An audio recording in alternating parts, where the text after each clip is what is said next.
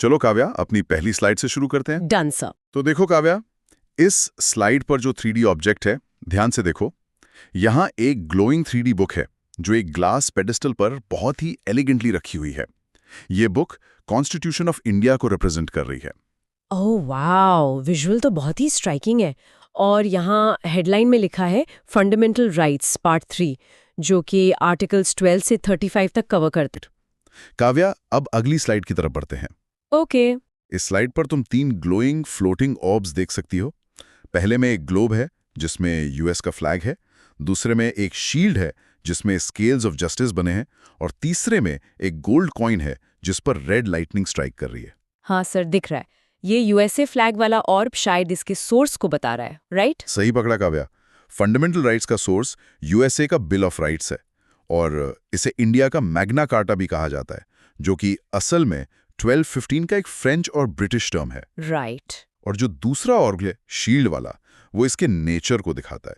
ये राइट्स एक सुरक्षा कवच हैं स्टेट की डिक्टेटरशिप के खिलाफ, जिनकी हिफाजत हमारी जुडिशरी करती है। अच्छा, पर कैलाश सर, ये तीसरा ऑर्ब, मतलब ये गोल्ड कॉइन पर लाइटनिंग स्ट्राइक क्यों है? इसका क्या लॉजिक है? ये लाइटनिंग स्ट्राइक बता रही है कि ओरिजिनल 7 राइट्स में से एक राइट पर बिजली गिरी थी, यानी राइट टू प्रॉपर्टी को ओरिजिनल लिस्ट से हटा दिया गया था। ओह, इसलिए red lightning.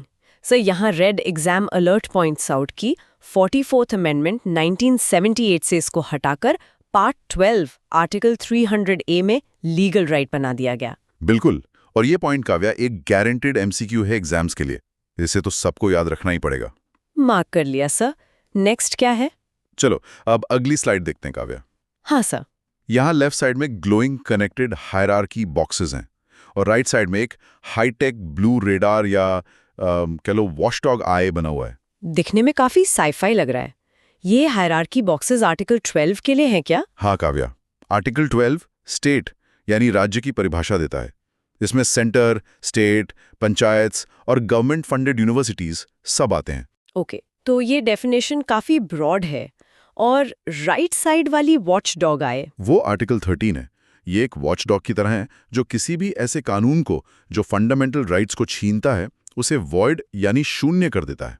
Null and void कर देता है, राइट। पर कैलाश सर, ये लॉ वॉइड डिक्लेयर करने की यानी जुडिशियल रिव्यू की पावर एग्जैक्टली किसके पास है? ये पावर स्पेसिफिकली सुप्रीम कोर्ट को आर्टिकल 32 के तहत और हाई कोर्ट को आर्टिकल 226 के तहत मिलती है काव्या। अच्छा सर, एक सेकंड। एग्जाम अलॉट बॉक्स कह रहा है कि ये राइट्स एब्सोल्यूट नहीं है, इन पे रीजनेबल रिस्ट्रिक्शंस लग सकते हैं। ये ट्रू है? एकदम ट्रू है काव्या। ये बहुत स्ट्रांगली वैलिडेट करना जरूरी है। आजादी का मतलब कियोस नहीं है, तो देश की सिक्योरिटी के लिए लिमिट्स लग सकती हैं। Make sense. आगे बढ़ते हैं काव्या, अगली स्लाइड पर फोकस करो। Okay sir, right to equality वाला सेक्शन। राइट। इस विजुअल में देखो 3D ग्लोइंग स्टेप्स ऊपर की तरफ जा रहे हैं, जो प्रोग्रेसिवली इक्वालिटी यानी बराबरी को रिप्रेजेंट कर रहे हैं। हाँ, आर्टिकल 14 से 18 तक के आर्टिकल्स स्टेप्स पर लिखे हैं। एग्जैक्टली। आर्टिकल 14 है इक्वालिटी बिफोर लॉ, 15 है नो डिस्क्रिमिनेशन, 16 कहता है पब्लिक एम्प्लॉयमेंट में इक्वालिटी, 17 अनटचेबिलिटी को अबॉलिश करता है, और 18 टाइटल्स जैसे राजा या महाराजा को अबॉलिश करता है। ओके, समझ गई। पर कैलाश, इसमें एक चीज है। आर्ट 17 में हॉरिजॉन्टल एप्लीकेशन का क्या मतलब है? ये थोड़ा नया टर्म लग रहा है। देखो काव्या, मोस्टली राइट्स स्टेट के खिलाफ होते हैं, पर हॉरिजॉन्टल एप्लीकेशन का मतलब है कि ये राइट प्राइवेट सिटीजन्स के खिलाफ भी अप्लाई होता है। अगर कोई आम इंसान अनटचेबिलिटी प्रैक्टिस करे तो उस पर सीधा केस बनेगा, सिर्फ सरकार पर नहीं। Oh wow, that is powerful. और कैलाश सर, इसमें तो कई एग्जाम अलर्ट्स हैं। यहाँ हाईलाइटेड है 15 क्लॉज 4 SC और ST के लिए, 15 क्लॉज 6 EWS 10% कोटा के लिए, और बालाजी राघवन केस जो कहता है भारत रत्न टाइटल नहीं सम्मान है। क्या बात है काव्या, तुम्हारा ऑब्जर्वेशन बहुत शार्प है। सभी स्टूडेंट्स को ये अमेंडमेंट्स और केसेस मेमोराइज कर लेने चाहिए, यहाँ से सवाल आते ही आते हैं। चलिए सर, फिर आगे बढ़ते हैं। चलो काव्या, अब अगली स्लाइड देखते हैं, जिसे हम लोकतंत्र का टूल किट भी कहते हैं। Article 19, right?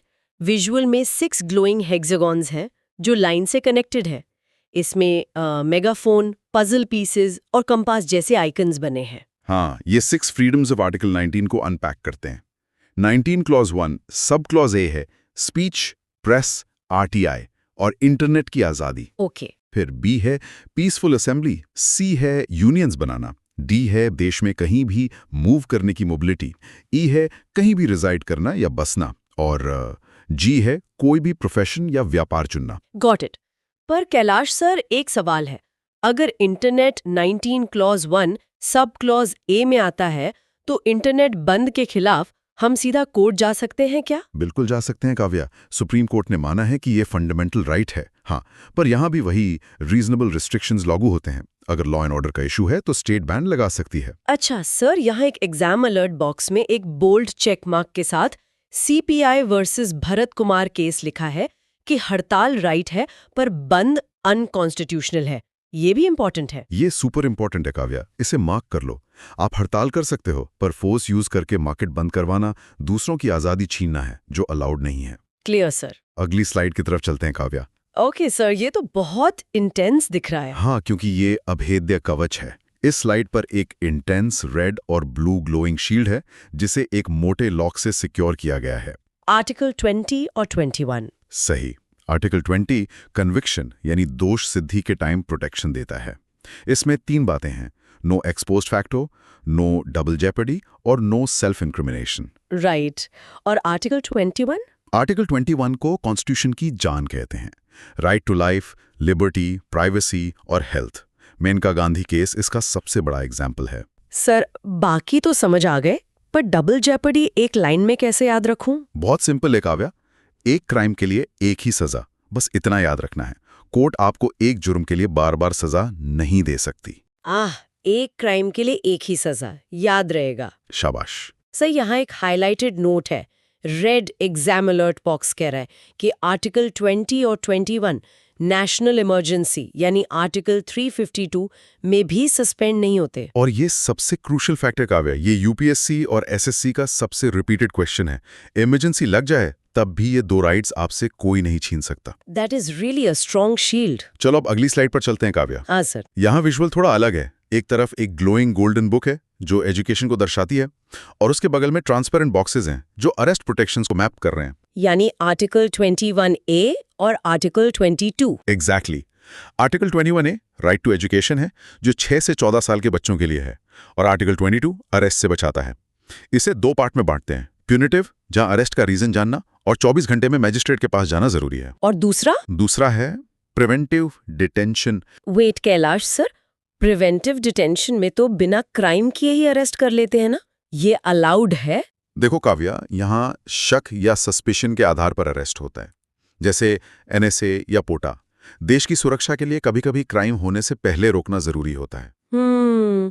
Sir, exam alert यहाँ ये है कि 21A को 86th अमेंडमेंट 2002 से जोड़ा गया, और प्रिवेंटिव डिटेंशन मैक्सिमम 3 महीने चल सकती है बिना एडवाइजरी बोर्ड के। सही पकड़ा। लिसनर्स, इस डेटा पॉइंट को अपने दिमाग में एकदम लॉक कर लीजिए। लॉक हो गया सर। नेक्स्ट स्लाइड देखते हैं। काव्या, अब अगली स्लाइड देखते हैं।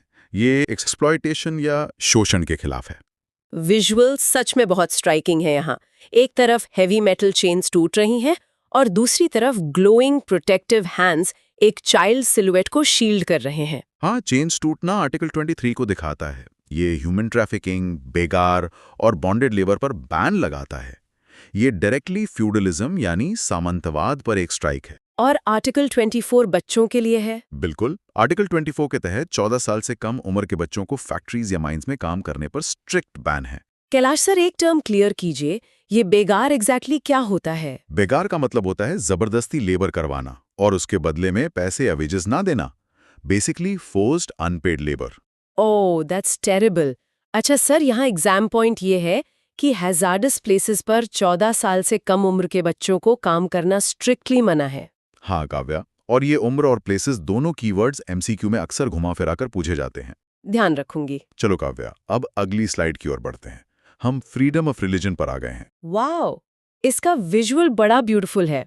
एक 3D ग्लोइंग स्फीयर है जिसके अंदर सभी मेजर रिलीजन्स के सिंबल्स जैसे ओम, क्रॉस, क्रेसेंट सब एक साथ फ्लोट कर रहे हैं। ये इंडिया के सेक्युलरिज्म को ब्यूटीफुली कैप्चर करता है काव्या।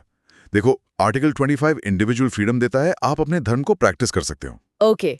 आर्टिकल 26 कलेक्टिव राइट है, जहां रिलीजियस इंस्टीट्यूशंस अपने मामले खुद मैनेज कर सकती हैं। और आर्टिकल 27 टैक्स एग्जेम्पशन के बारे में है। सर मुझे आर्टिकल 27 का टैक्स एग्जेम्पशन वाला पार्ट समझ नहीं आया, थोड़ा एक्सप्लेन करेंगे? जरूर काव्या। इसका मतलब ये है कि स्टेट यानी सरकार आम टैक्स पेयर्स का पैसा किसी एक स्पेसिफिक रिलीजन को प्रमोट करने में नहीं लगा सकती। सबको इक्वल रिस्पेक्ट मिलेगी। यही तो हमारा सेक्युलरिज्म है। समझ गई। सर, एग्जाम अलर्ट के मुताबिक R25 इंडिविजुअल है और R26 कलेक्टिव राइट है। दोनों में कंफ्यूज नहीं होना। मैं पूरी तरह अग्री करता हूं काव्या। ये एक क्लासिक एग्जामिनर ट्रैप है। वो ऑप्शंस अगली स्लाइड पर आते हैं काव्या। Education and culture. इस पर 3 बहुत ही एलिगेंट इंटरट्वाइंड गोल्डन रिंग्स बनी है एक ग्लास बेस पर। ये इंटरकनेक्टेडनेस दिखाता है। आर्टिकल 28 कहता है कि जो इंस्टीट्यूशंस पूरी तरह स्टेट फंड से चलते हैं वहां फोर्स्ड रिलीजियस इंस्ट्रक्शन नहीं दी जा सकती। राइट। आर्टिकल 29 डिस्टिंक्ट लैंग्वेज और कल्चर के प्रोटेक्शन के लिए है और आर्टिकल 30 एक्सक्लूसिवली माइनॉरिटीज को अपने एजुकेशनल इंस्टीट्यूशंस खोलने का राइट देता है। कैलाश सर, एक कंफ्यूजन है। क्या आर्टिकल 29 सिर्फ माइनॉरिटीज के लिए है? नहीं काव्या, ये बहुत कॉमन मिसकंसेप्शन है। कॉन्स्टिट्यूशन में क्लियरली लिखा है एनी सेक्शन ऑफ सिटीजन्स, मतलब माइनॉरिटी और मेजॉरिटी दोनों के लिए है, अगर उनका अपना डिस्टिंक्ट कल्चर या लैंग्वेज है। Oh, good to know. Sir, red exam alert box है, इसमें लिखा है कि भारत में 6 नोटिफाइड माइनॉरिटीज हैं: मुस्लिम, पारसी, क्रिश्चियन, सिख, बुद्धिस्ट और जैन। हाँ काव्या, और इसमें जैन्स और पारसीज का इंक्लूजन एमसीक्यूज के लिए बहुत जरूरी पॉइंट है। इसे एम्फसाइज करना जरूरी था। नोट कर लिया सबने, आई एम श्योर। चलो काव्या, अब सबसे जरूरी अगली स्लाइड देखते हैं। सबसे जरूरी, ओके, आर्टिकल 32 कॉन्स्टिट्यूशनल रेमेडीज। इसका विजुअल बड़ा डायनामिक है। सुप्रीम कोर्ट की बिल्डिंग सेंटर में है और वहां से 5 कलरफुल लेजर बीम्स निकलकर अलग अलग टेक्स्ट बॉक्सेस को हिट कर रही हैं। ये लेजर बीम्स 5 रिट्स हैं। डॉक्टर अंबेडकर ने आर्टिकल 32 को संविधान की आत्मा यानी सोल ऑफ द कॉन्स्टिट्यूशन कहा था। इसके बिना बाकी सारे राइट्स बेकार हैं। ओके, तो वो 5 रिट्स कौन सी हैं? वो हैं हैबियस कॉर्पस, मैंडेमस, प्रोहिबिशन, सर्शियोरारी और क्वो वारंटो। सर, प्रोहिबिशन और सर्शियोरारी दोनों हायर कोर्ट्स द्वारा लोअर कोर्ट के खिलाफ यूज होते हैं ना, तो इनमें एग्जैक्टली फर्क क्या है? टाइमिंग का फर्क है काव्या। प्रोहिबिशन प्रिवेंटिव है, जब केस चल रहा होता है तो उसे रोकने के लिए इशू होता है, और सर्शियोरारी क्यूरेटिव है, जब ऑर्डर पास हो चुका हो तो उस ऑर्डर को क्वैश या रद्द करने के लिए इशू होता है। प्रिवेंटिव और क्यूरेटिव, समझ आ गया। सर, एग्जाम अलर्ट बॉक्स कहता है इनके मीनिंग याद रखने हैं। हेवियस कॉर्पस मतलब प्रोड्यूस द बॉडी और मैंडेमस मतलब वी कमांड। एकदम सही। इनके लिटरल लैटिन मीनिंग्स सीधे मैच द फॉलोइंग क्वेश्चंस में आते हैं। इस टिप को सभी लॉक कर लें। चलिए सर, मूविंग ऑन। काव्या, चलो अब अगली स्लाइड देखते हैं जहां न्याय को मानवीय बनाया गया है। Pardoning powers. ये विजुअल बड़ा इंटरैक्टिव सा लग रहा है।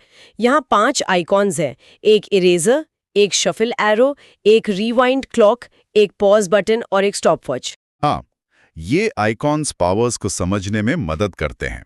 पार्डन मतलब इरेजर, सजा पूरी तरह वाइप आउट। ओके। कम्यूटेशन मतलब शफल, एरो नेचर चेंज करना, जैसे डेथ पेनल्टी को लाइफ इम्प्रिजनमेंट में बदलना। रिमिशन है रिवाइंड क्लॉक, सजा का टाइम कम करना। रेस्पाइट है पॉज बटन, प्रेगनेंसी या डिसेबिलिटी की वजह से सजा कम करना। और रिप्रीव है स्टॉप वॉच, फांसी पर टेम्पररी रोक लगाना। आइले सर, कम्यूटेशन और रिमिशन वर्ड्स हमेशा मुझे काफी कंफ्यूज करते हैं। कंफ्यूजन दूर करना ही तो हमारा काम है काव्या। ध्यान से देखो अपने एग्जाम अलर्ट बॉक्स को। हाँ सर, यहाँ एग्जाम अलर्ट फॉर्मेट में साफ लिखा है रिमिशन में प्रकृति वही रहती है जैसे 2 साल की रिगरस सजा 1 साल की रिगरस हो गई, बस टाइम कम होता है। वेरी गुड काव्या, तुमने एग्जैक्ट कीवर्ड कैच किया। नेचर वही रहता है, बस ड्यूरेशन कम होती है रिमिशन में। परफेक्ट, अब कभी कंफ्यूज नहीं होंगी। चलो अब अगली स्लाइड की तरफ, जहां राइट्स पर लिमिट लगती हैं Kavya. Limitations of fundamental rights. यहाँ एक हैवी रेड लॉक बना है और उस पर मिलिट्री चेवरॉन्स यानी वो स्ट्राइप्स बनी हुई हैं। हाँ, आर्टिकल 33 आर्म्ड फोर्सेस और इंटेलिजेंस एजेंसीज के राइट्स को रिस्ट्रिक्ट करता है ताकि उनमें डिसिप्लिन बना रहे। आर्टिकल 34 वहां लगता है जहां मार्शल लॉ लगा हो। और आर्टिकल 35? आर्टिकल 35 कहता है कि इन फंडामेंटल राइट्स पर कानून बनाने की शक्ति सिर्फ और सिर्फ पार्लियामेंट के पास होगी। सर, एक डाउट है, स्टेट लेजिस्लेटर आर्टिकल 35 में लॉ क्यों नहीं बना सकती? यूनिफॉर्मिटी के लिए काव्या। अगर हर स्टेट अपने अपने हिसाब से फंडामेंटल राइट्स के लॉज बनाएगी तो पूरे देश में कानून अलग अलग हो जाएगा। यूनिफॉर्मिटी बनाए रखने के लिए ये पावर सिर्फ पार्लियामेंट को दी गई। ओ, लॉजिक सही है। सही। सर, यहाँ एग्जाम अलर्ट बॉक्स में हाईलाइटेड है कि लॉ बनाने की शक्ति सिर्फ संसद यानी पार्लियामेंट के पास है, राज्य विधानमंडल के पास नहीं। सही पकड़ा। स्टेटमेंट बेस्ड क्वेश्चंस में एग्जाम सेटर यही कैच यूज करते हैं, तो इसे याद रखना जरूरी है। अगली स्लाइड पर the great showdown, parliament versus judiciary. Wow, इसका विजुअल एक ग्लोइंग वाइंडिंग टाइमलाइन रोड है जो 1967 से 1980 तक जारी है। ये भारत के लीगल हिस्ट्री का सबसे बड़ा टकराव था। 67 में गोलकनाथ केस आया जिसने कहा पार्लियामेंट राइट्स अमेंड नहीं कर सकती। फिर 71 में 24th अमेंडमेंट से पार्लियामेंट ने पलटवार किया कि हम कुछ भी अमेंड कर सकते हैं। फिर क्या हुआ? फिर आया 1973 का केशवानंदा भारती केस, जहां एक माइलस्टोन डिसीजन मिला। कोर्ट ने कहा आप अमेंड कर सकते हैं पर बेसिक स्ट्रक्चर यानी मूल ढांचा नहीं बदल सकते। पर कैलाश सर, क्या कॉन्स्टिट्यूशन में क्लियरली लिखा है कि ये बेसिक स्ट्रक्चर आखिर क्या है? नहीं काव्या, यही तो ट्विस्ट है। कॉन्स्टिट्यूशन में ये शब्द नहीं है। सुप्रीम कोर्ट ने कहा कि हम टाइम टू टाइम डिसाइड करेंगे कि मूल ढांचा क्या है।